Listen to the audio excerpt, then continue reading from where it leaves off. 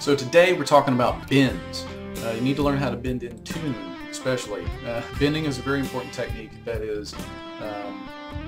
needs to be in every guitar player's arsenal, but yeah, you really do need to learn how to bend in tune and to practice that. Practice your ear, practice the muscle movements in your hands, so that when you approach bending in a live context, that you're playing it very confidently and you don't have to think as much. You can bend and it becomes second nature. So let's get a look at the actual technique and a little exercise to help you learn how to bend in tune, as well as a little riff that you can try to practice it in a musical context. So here we go. Let's talk about the technique itself and how to actually go about doing this physically. Approach the neck very naturally.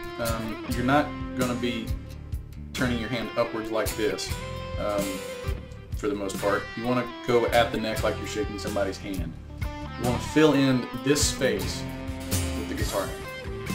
Give you a nice good grip on the neck. And for the most part, you're not really using your fingers to bend. You're using the rotation of your forearm. I don't really move the finger very much. If you see me bend here, again, not really moving that finger, just rotation of the forearm. And your point of rotation, or your fulcrum point, if you remember from elementary school and studying simple machines, your fulcrum point is right here. This is the point of rotation up against the bottom of the actual neck. Okay. Now here's a little exercise that you can try to make sure that you're bending in tune. Very simply, let's just pick any note. I'm going to pick the B. It's the 16th fret on the G string. G string. The B, drop down 2 frets and bend up to it. You're not really using a whole lot of effects. You really want to practice this as clean as you can. And without any vibrato or anything, just bend up to that note. Try the same note, maybe a different note if you want to, but you can try the same note on a different string. You find that you have to bend a little bit differently depending on the string, and definitely depending on the fret, because different positions on the fretboard, the string is going to be a little looser. It's a lot looser there. It doesn't require a whole lot of bend, whereas down here you have to bend it a little more, since the string is a little more taut around this area. Alright, so try this on every string, every single string. When you reach kind of these lower strings, you're going to find that bending upwards, you run out of fretboard. This is where you have to bend pulling the string down, and that's where you're going to use the fingers.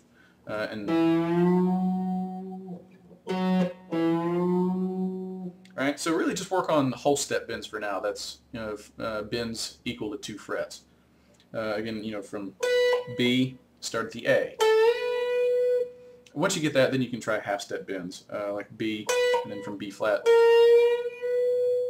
So, alright, here's a little riff that you can try to utilize bends in kind of a musical way. Here it is.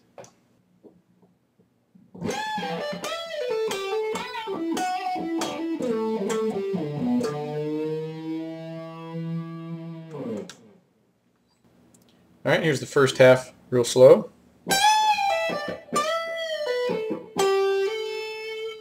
Just a simple little bend, release, pull off, bend, release, pull off.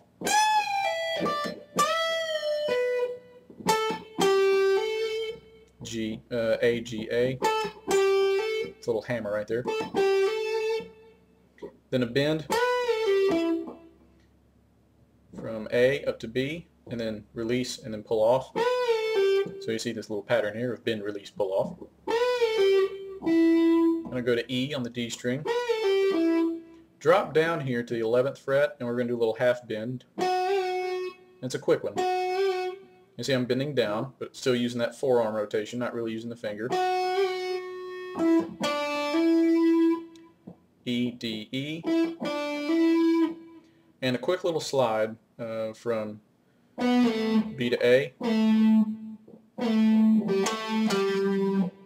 Then slide, I'm going to use my pinky here just to set myself up for the end of the riff. Slide quickly from E to D. B, back to D, and then using my pinky, not really using the pinky, but using all these fingers to help pull that string down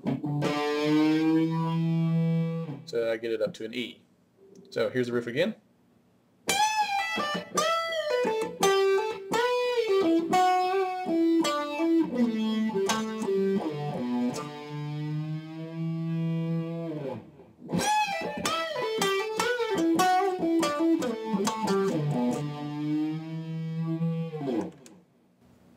Okay, so get to bending. Bend in tune. Please work on bending in tune, because bending out of tune, you're hitting a wrong note, and the whole point of practice is to eliminate those wrong notes. So work on bending in tune, get that ear trained, get your hands trained, the muscle memory trained, so that you know how far is far enough to get a bend. That way you can start working on reverse bends, where you start at a bend and then bring it down.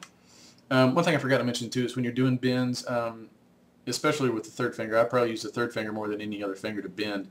Make sure that you're using other fingers to help with the bending process. Because even though you're really not using the finger very much, you need to keep it still. It's still taking the weight of the tension of that string when you bend.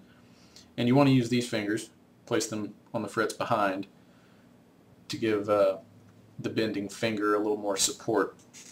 So that makes it a lot easier, so you don't have to use one finger all the time.